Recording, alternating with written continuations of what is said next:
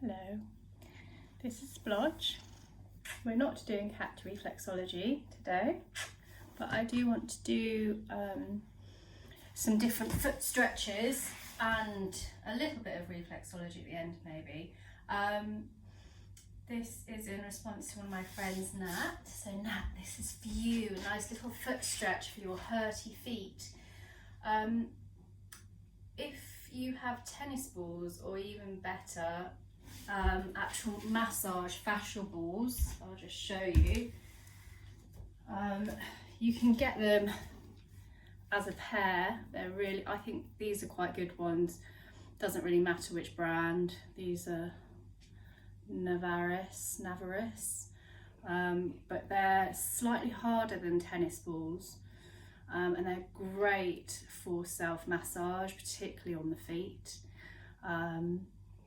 So if you don't have fascia ball, just use a tennis ball or any kind of hard round ball you can find, and you literally just roll your foot over the ball and you'll feel where it might be tight, and then you just go slower on those bits. Yes, you want to join in, Splodge? They are quite intense. You're in the way now. Lovely bottom you've got. They are quite intense, but they really do the trick, particularly for plantar fasciitis and things like that. So if you do suffer from painful feet, I would really recommend investing in some fascia balls. They're like a tenner or something. And I guess one thing is to remember as well, if your feet are hurting, it's probably a sign that something else further up might be hurting. So it could be your calves are quite tight. So it's worth doing some calf stretches, which I'll give you a couple of those as well. But just to start off with, the best thing you can do, I think the best two things you can do is actually massage your feet. So we'll do that second to this first bit. The first bit is obviously stretching the feet as much as possible. So first of all, just simply waking up the toes and stretching out the toes as much as possible. See if you can actively try and wiggle each toe separately. I mean, it's nearly impossible to wriggle some of these toes separately, but do try. So first of all, maybe try your big toes. Try and do some little circles with your big toes. Try your little toes, it's really difficult. And then your middle toes, like actually focus on, for example, your second toes. Try and move them, your third toes and your fourth toes. And you'll notice it's really hard. It's like having aliens at the end of your body. They don't want to do what you want them to do. But simply having that time trying to move them is going to be helping your neural connections and encouraging them to come alive again and build those neural connections for the nervous system, rewiring that you can do purely by moving. Even after just doing a few for, a minute or two, just close your eyes and notice you might actually be able to feel your toes a bit more, and you might notice they already feel stretched. So even just a couple of minutes a day can really make a difference to your toes just by stretching them. So that's the first thing. Just use your feet, even if it takes a minute or two a day. Just try and wriggle them about, stretch them by themselves. And then really amazing stretches obviously in yoga. When we're in downward dog, we can get into our toes quite a lot there. So you don't have to worry about what kind of downward dog you're doing, but just stretching into them. And you're also getting that full leg stretch as well. And quite often at the start, in the warm-up part of my classes, I do encourage kneeling on toes. So This can be very painful for some people, particularly to begin with. So just sitting back on your heels with your toes tucked under, so your toes are pointing towards you rather than away from you, and sitting back on your toes. Now, if that's really intense, use your hands and lean forward, and maybe just bring your hips up so you're not creating such an intense stretch through the underneath part of your toes, the neck of your toes. But if it feels good, by all means, sit back. Check your little toes are joining in, that they're not being left out. So, you know, use your fingers to adjust and check they are all actually tucked under. If that's okay for you, you can also explore coming up and balancing. This is creating strength in your feet. You're also getting a stretch. So maybe you want to practice balancing, and then you could also even work through both the toe stretch, ooh, and then coming to balance. So again, this is, you know, a combination of activities, a combination of effects you're going to create here. You're creating the strength, the stretch, and the balance through your whole body. And if you are balancing, remember using your abdominals, keeping your upper body strong. If you want to reach up above your head, obviously that's even more action you're giving your body there, more of a challenge. Or if you want to have your hands down low, you can have your hands on your hips. Remembering to breathe wherever you are. If you want to, oh, my toes needed that, come down and up as many times as you want. You probably don't need to do that many though. And then giving them a little rest. You'll feel that when you untuck your toes and sit back on your heels. You'll feel, they definitely feel like they've been woken up now. And when you're in this kneeling position, sitting on your heels, it's another opportunity for you to do a lovely ankle stretch, which obviously the ankle's part of the foot, a lot of strength in the ankles, a lot of burden they carry every day. So giving them a really nice stretch, just lifting the knees off slightly away from the mat can really intensify that stretch. Maybe that's enough for you, just sitting back on your ankles. If so, again, just work there and see how long you can maybe sit still, breathe, use it as a little meditation position, placing your hands in a basket, resting them in your lap, and just using the opportunity to find your breath and find some stillness here.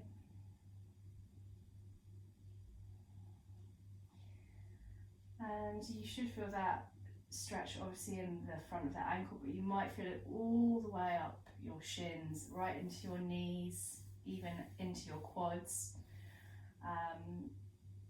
Again, from here, if you do want to intensify the stretch, you can work to go into Virasana, reclined, here raised pose, where you lean back on your arms.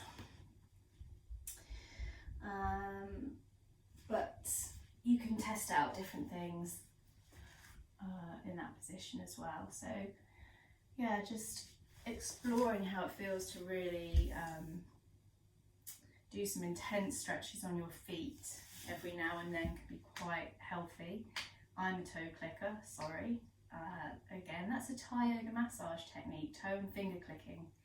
Apparently releases energy, energizing clicks. So I often do click my toes and give them a nice little massage as I'm doing my yoga practice.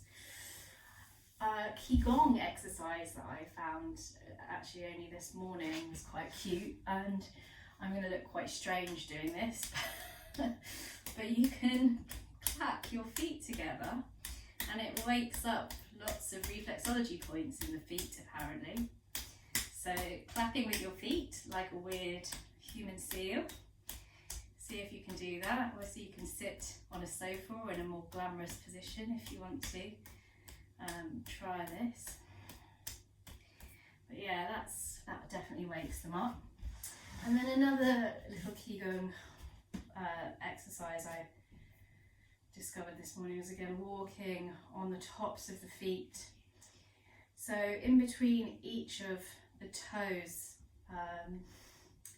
you'll feel there's a sort of little dent, and these actually represent the upper lymphatics, so your glands around your chest and throat. So when people are congested or have a cold, that's a really good reflex to focus on. And you can, even if you don't, you can use your fingers, but if you don't want to, it's more intense actually to use your heel and work on those dents on the top of your feet, in between your toes, your phalanges, because remember the toe bones come all the way up to, you should feel where they come up to, and they're just knitted together there with lots of thick connective tissue, tenderness, cartilage. But yeah, it feels quite nice to put your heel into those areas between the toes.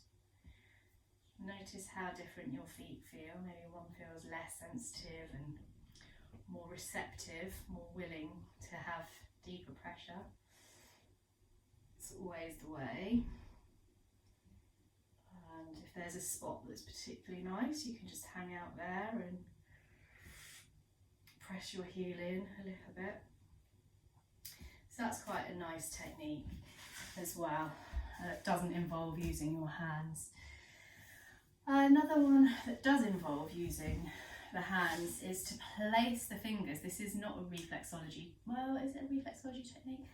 Yeah, I guess it is. I've seen it used before, and I have actually used it myself when people really need to have a stretch, is to actually insert the fingers between the toes and try and give them a proper massage. So almost clasping, interlacing them like they were the other fingers of the hand, and giving them a really good massage, twisting the foot, rotating circles both directions. And again, that should feel quite intense. Don't realise how much tension you have in the feet, and that's often something I hear a lot with reflexology clients. They didn't realise how sensitive they are. So, other hand, insert the fingers in between the toes, give the toes a circle, give the foot a twist. So you're holding your foot and then twisting away or twisting towards you, sort of like wringing out a dishcloth. So that sort of twisting, wringing movement. And then once you've finished, you could do that for as long as you like. If you feel quite, tight, then that little toe stretch is going to be quite good if you can do it for as long as possible. Next, there's so many different things you can do, but one of my favourite ones is playing with the neck of the big toe. This actually represents, all the toes represent the neck and the head. So the big toe in particular is meant to be the most sort of powerful reflex for reaching the head,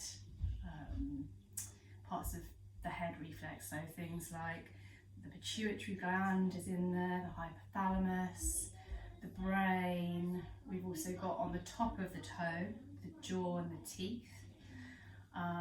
So just working around the toe, and you can use your thumbs to circle, and you can use your tips of your index finger to walk on the top of the toe in line with the bottom of the nail.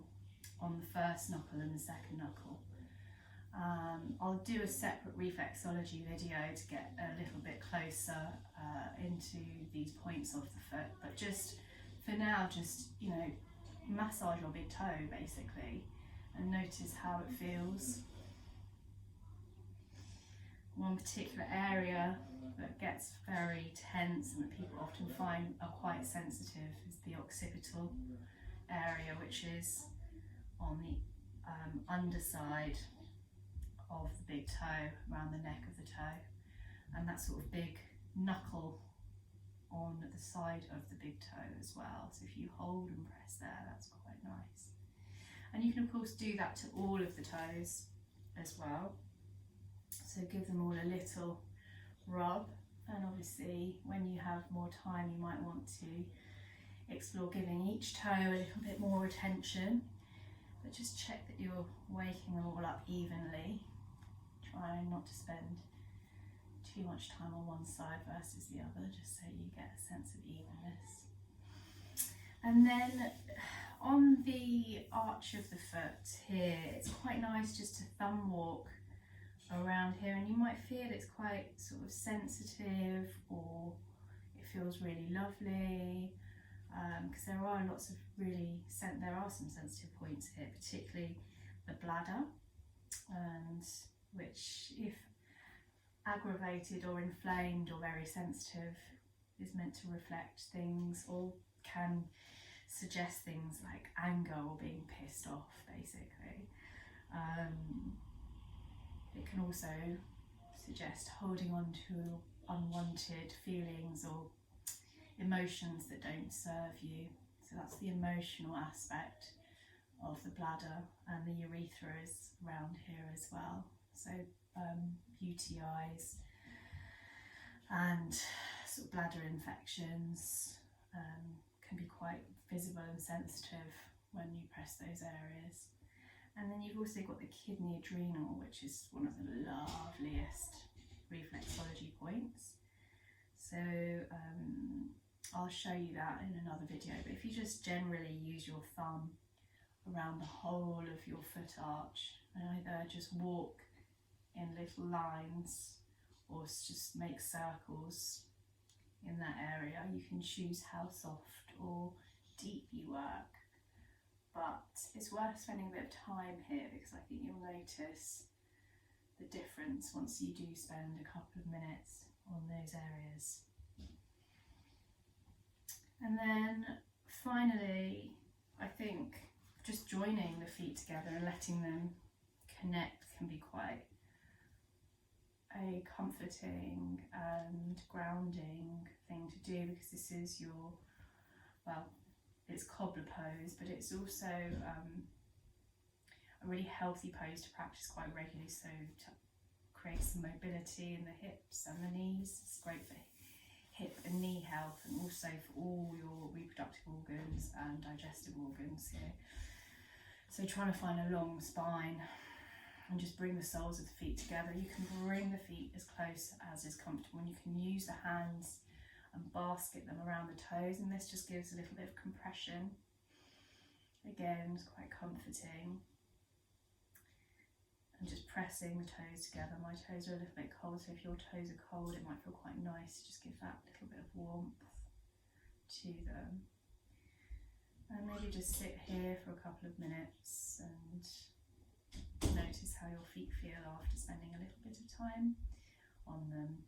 Just 10 minutes, that's probably all you need if you want to try and do something each day, or start reconnecting with your feet, start looking after them a bit better. So that's just a really top line little general routine, I guess, that you could incorporate, or different ideas for how you might want to start massaging your feet, paying attention to them. You can do them in any order. I think the important thing is just to do something for them, particularly if they're hurting. If they're hurting, it means stuff has been building up for a while. It's, you know, your body doesn't hurt just for no reason suddenly, unless it's been whacked or cut or whatever. You know, aches and pains build up over a long time, and so if you do start to feel aches and pains somewhere, it means that that's been building up for a while and you need to do something about it before it gets worse. So listen to your body if it is hurting, and your feet particularly, because they're so important as we grow older, as we age. Looking after our feet is probably one of the most important self-care things you can do. And obviously doing yoga means that you can reach your feet, that you can stretch your ankles, that you can balance, that you can stand on one leg, that you can reach your toes. So, you know, hand in hand, foot health, yoga, it's a great way to think about putting off those achy feet and helping your feet be a bit more healthy. And obviously reflexology. But that's another video for another time. When I can find someone to be my dummy, I might just have to use my own feet, because it's quite difficult getting anyone to commit at the moment in these crazy lockdown times. So anyway, enjoy getting to know your feet, enjoy touching your feet, and yeah, it's a really important thing to do. So don't feel silly about doing it. Just, you know, if you've never sat down and played with your feet before, now is the time. And obviously trying to do that for someone else is amazing. So if there's someone else who loves having their feet touched, or you want to treat a loved one, then by all means encourage them to maybe try some of these exercises, or maybe you can try doing some of these reflexology techniques. And I'll post another video soon to share more tips and more techniques specifically on reflexology. So watch out for that one, and who knows, it might even have to be Splodge that is my dummy, although that would be quite difficult. Maybe it will be you, Splodge. Maybe it will be you, my reflexology dummy. Okay, have fun with your feet. Bye bye.